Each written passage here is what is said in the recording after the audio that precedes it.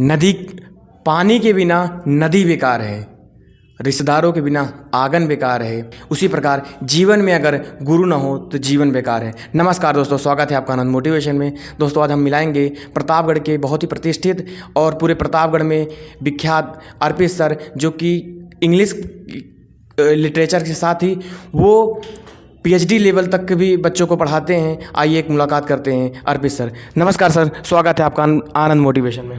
Thank you Anand ji, आपके channel पे आकर मुझे बहुत खुशी हो रही है और गुड लक आपके फ्यूचर के लिए। Thank you ji. चैनल पर दिख रहे लाल बटन को दबा करके चैनल को हमारे सब्सक्राइब कीजिएगा और ज़्यादा से ज़्यादा लोगों के पास शेयर कीजिएगा। जय हिंद, जय माँ भारती। सर आप बहुत ही कम फीस पर बच्चों को बहुत पढ़ाते हैं और बहुत सारे बच्चे आपसे पढ़ते हैं और मोटिवेट होते हैं अपने फ्यूचर के लेकर के। तो सर इसके पीछे क्या राज है? अब इसके पीछे राज जैसा कुछ नहीं है, हमारी बस इतनी ही कोशिश रहती है कि किसी को भी पैसों की वजह से एजुकेशन से दूर ना हो, हर किसी को अच्छी एजुकेशन मिले, क्योंकि यही आपका फ्यूचर डिसाइड करती है। अगर आपके पास एजुकेशन है तो यही एक तरीका है जो आपको अपना बेहतर भविष्य बना सकते हैं, जिसके माध्यम से आप जी। सर आप एमबीए भी किए हैं, एमएससी भी किए हैं, आप बहुत ही वेल क्वालिफाइड पर्सन हैं, आप कॉरपोरेट जगत में जा सकते थे, तो आपने एजुकेशन फील्ड को क्यों चुना? असल में पहले मैं फोर्ड फाउंडेशन है, फोर्ड कार जो होती है, उस कंपनी में मैं एचआर डिपार्टमेंट में काम करता था। वहाँ पर मेरा ट्रेनिंग डेवलपमेंट का काम था, बट अनफॉर्चुनेटली मेरे पिताजी की डेथ हो गई। That's why I have to came back to Pratapgarh, क्योंकि मेरी फैमिली में और कोई नहीं था, मम्मी थी और हम ही थे उस टाइम। तो इस वजह से हमें वापस आना हुआ। और एक मतलब जैसे आप जानते हैं कि प्रतापगढ़ का प्रॉब्लम क्या है ऐसे शहरों की, कि यहाँ पर कोई कॉरपोरेट स्ट्रक्चर तो है नहीं, तो उस तरीके की कोई जॉब हम कर नहीं सकते थे। और अगर हम बाहर कहीं जाते तो अपने मम्मी को भी साथ लेके जाते।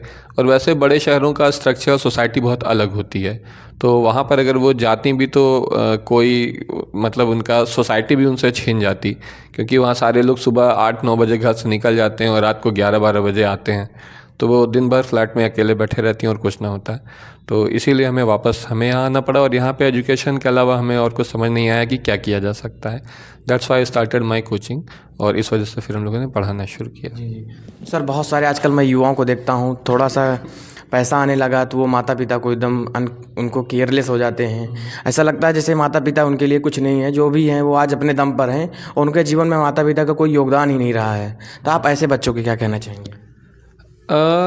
ऐसा नहीं है, मैंने ऐसे भी बहुत से बच्चों को देखा है जो अपने पेरेंट्स का बहुत ज़्यादा भी ख्याल रखते हैं। तो ये कहना मेरी समझ से, हालांकि मतलब हमेशा इस सोसाइटी में ऐसी बात होती है कि पहले बहुत अच्छा था अब बहुत ख़राब हो गया है, लेकिन मैं इस बात पे विश्वास नहीं रखता हूँ, क्योंकि मैं ज़्यादातर जितने भी बच्चों को जानता देखता हूँ तो they are very much attach with their parents. और यही मैं कहूँगा कि आपको जो भी आप कुछ बनते हैं अपने माता पिता की वजह से बनते हैं। तो अगर आप इस बात को नहीं भी समझते हैं तो फिर समझिए, क्योंकि उनका योगदान आपकी लाइफ में बहुत ही ज़्यादा है।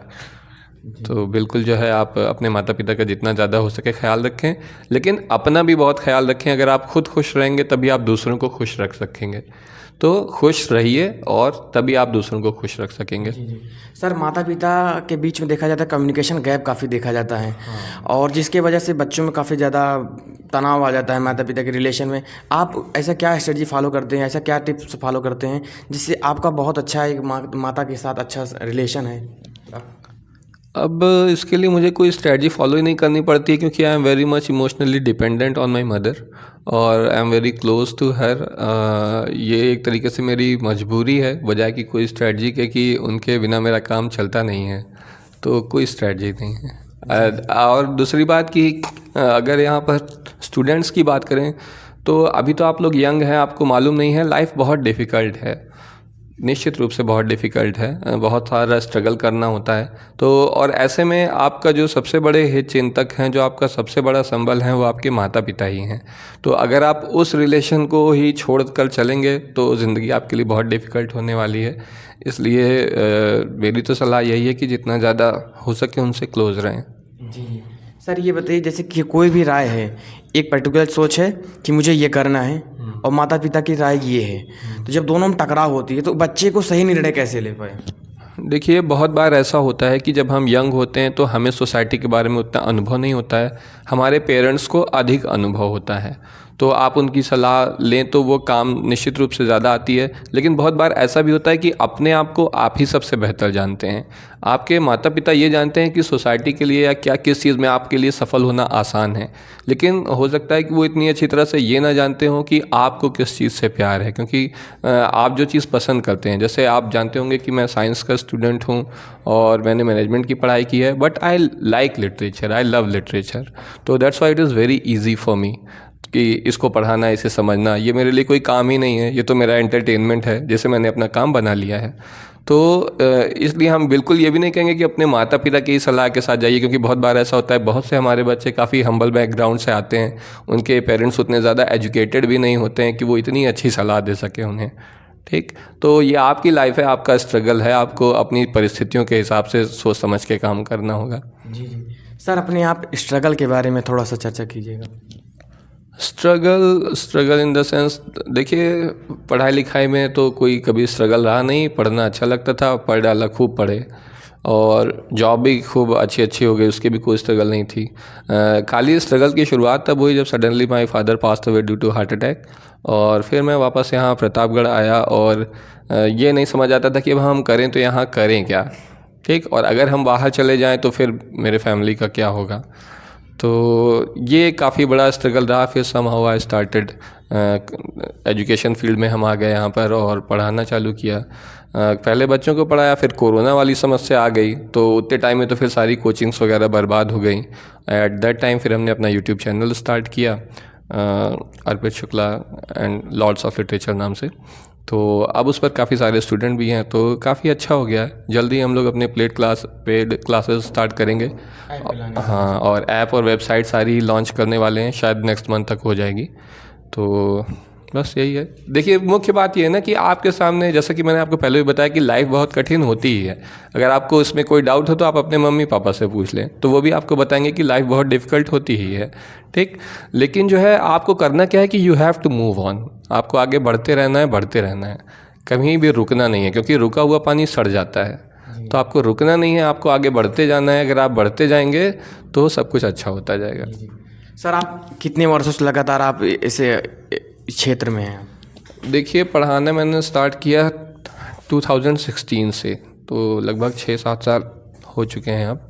और तो एजुकेशन फील्ड में यूट्यूब चैनल पर हमने पढ़ाना शुरू किया था लगभग 2 साल पहले। हाँ, तो 2 साल लगभग उसमें भी हो गए। जी जी सर, देखने क्या आप वेस्टर्न थिंकर किसी से बहुत ज़्यादा प्रभावित हैं? हाँ, हम बहुत सारे थिंकर से, इंडियन थिंकर, वेस्टर्न थिंकर, बल्कि हमारे अपने शहर के प्रतापगढ़ के थिंकर आप जैसे लोग और बहुत से लोग मिल जाते हैं। बहुत ब्रिलियंट स्टूडेंट भी होते हैं, भले आप किसी की एज से उन्हें जज ना करें।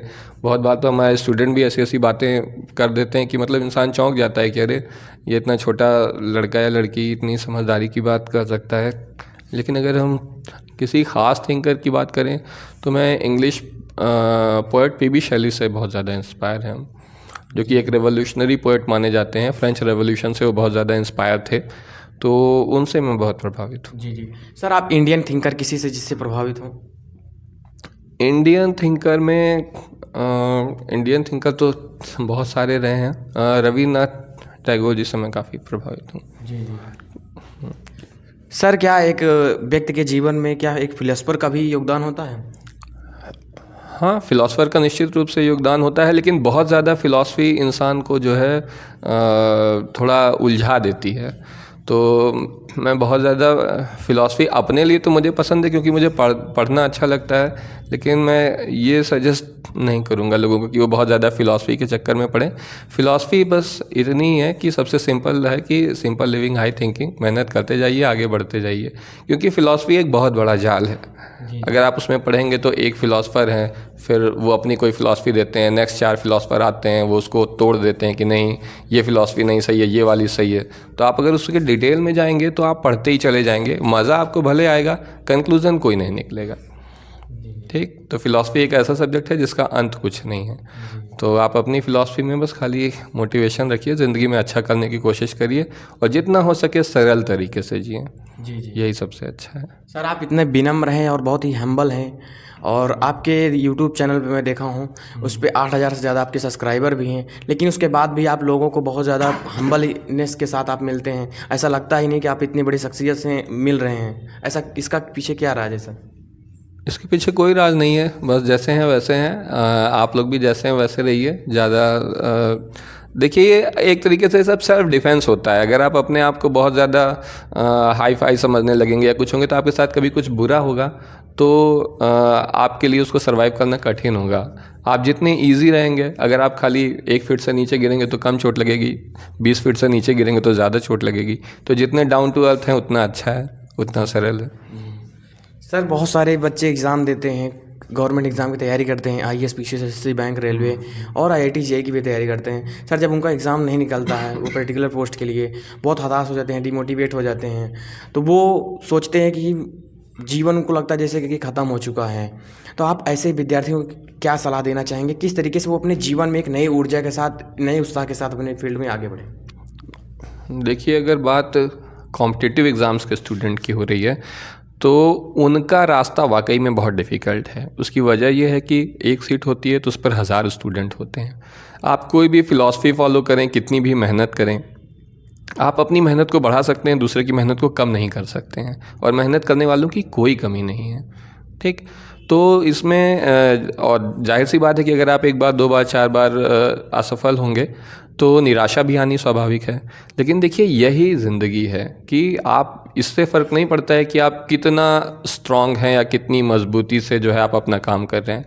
बात यह है कि जब आप एक बार गिर जाते हैं, जब आप असफल हो जाते हैं, तो फिर आप कैसे वापस उठते हैं, ठीक। आप हार नहीं मानते हैं कब तक। जैसे अगर आप जानते होंगे थॉमस अल्वा एडिसन, उन्होंने बल्ब बनाया था।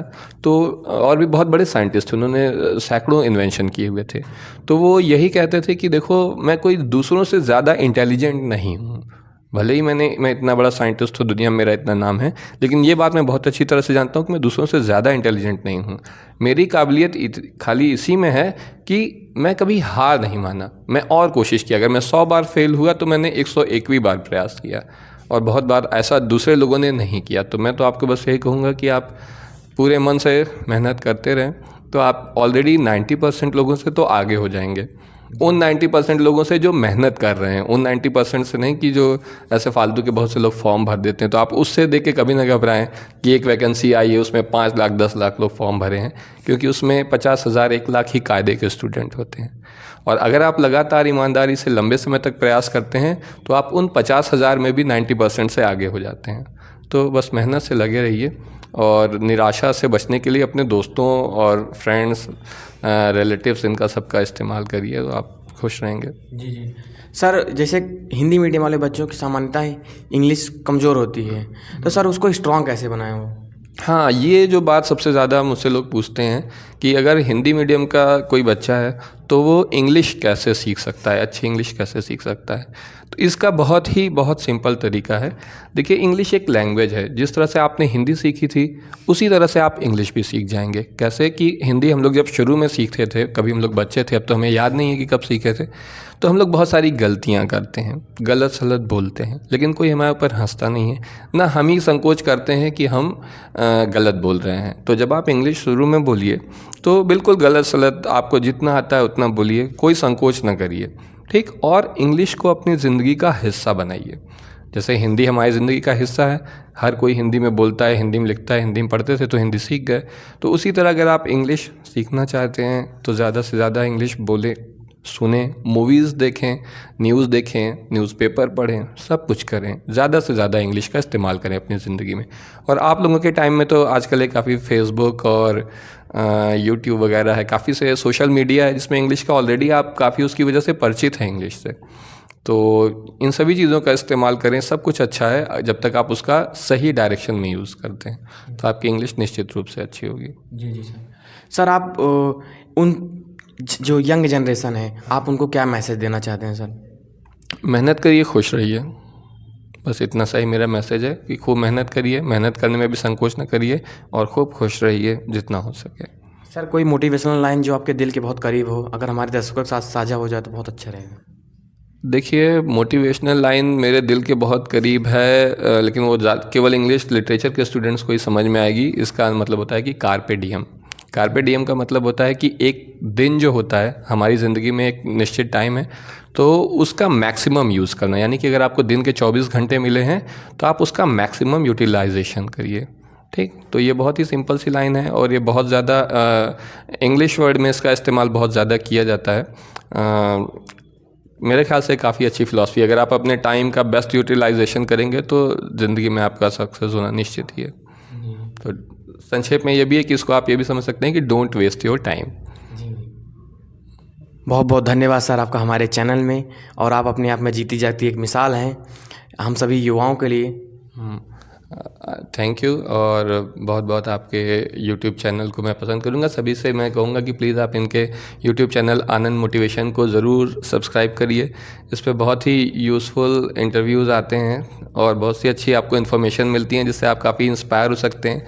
ख़ास तौर से स्टूडेंट्स के लिए बहुत अच्छा है, क्योंकि देखिए, जैसा कि मैंने आपको बताया कि आप बहुत डिफ़िकल्ट रास्ते पर चल रहे हैं, तो आपका लाइफ में डिस्करेज होना स्वाभाविक है। तो लेकिन अगर आपको कहीं से भी, जहाँ से भी मोटिवेशन मिले, ले लीजिए। और आनंद जी बहुत अच्छा सोर्स है मोटिवेशन का, तो बिल्कुल इनका चैनल सब्सक्राइब करिए। बहुत बहुत धन्यवाद सर आपका। Thank you very